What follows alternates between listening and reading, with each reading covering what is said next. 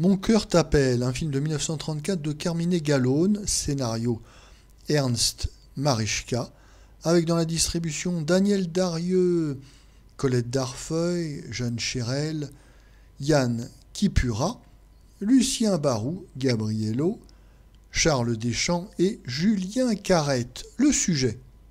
Une troupe d'artistes lyriques revient en Europe sans le sou après une tournée désastreuse en Amérique du Sud.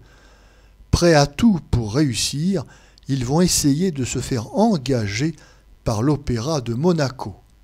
Notre avis. Mon cœur t'appelle est une coproduction franco-allemande tournée en Allemagne en 3 versions, allemande, française et anglaise.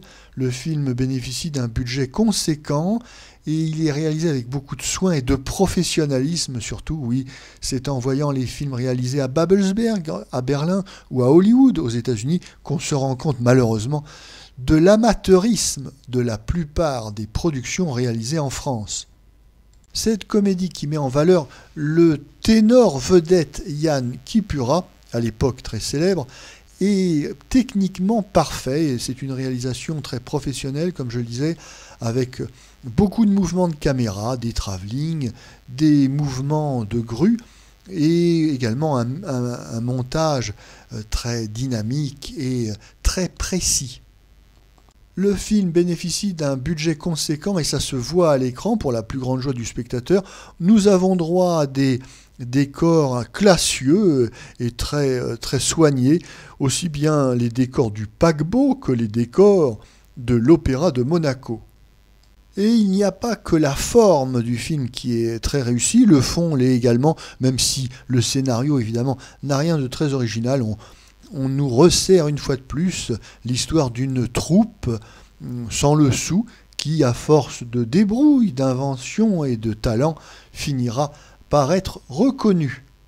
On notera d'ailleurs à cet égard que cette histoire de Mon cœur t'appelle ressemble furieusement, à quelques détails près, à un autre film tourné par Daniel Darieux en 1934, La crise est finie, où là aussi il était question d'une troupe de musiciens à la rue au chômage qui, à force de débrouille, etc., arrivaient à la célébrité.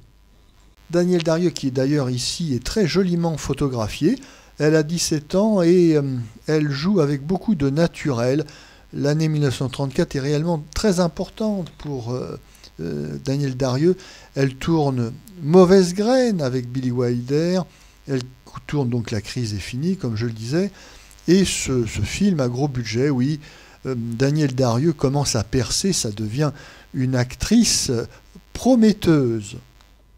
Son partenaire ici, c'est Yann Kipura, ténor vedette et très célèbre à l'époque, qui, à l'occasion de ce film, va rencontrer Martha Eggerts. Alors, dans les versions anglaises et allemandes de ce film, Martha Eggerts jouant le rôle de Daniel Darieux, et à la suite de cette rencontre avec cette soprano, il l'épousera en 1936. Yann Kipura interprète ici un certain nombre de grands airs du répertoire, et on notera que la qualité de leur enregistrement sonore est remarquable, mais comme le signalait François Vineuil, le problème, du moins en France, c'est que les salles de cinéma étaient équipées de haut-parleurs médiocres qui n'arrivaient pas en réalité à retranscrire d'une manière correcte les films musicaux. Mais ce film ne nous réserve pas que de bonnes séquences musicales, c'est aussi une comédie de très bonne tenue, avec des sketchs amusants et des gags rigolos et réussis. Rappelons au passage que le cinéma allemand est d'une telle qualité dans les années 30 qu'il fait jeu égal auprès du public français avec le cinéma américain.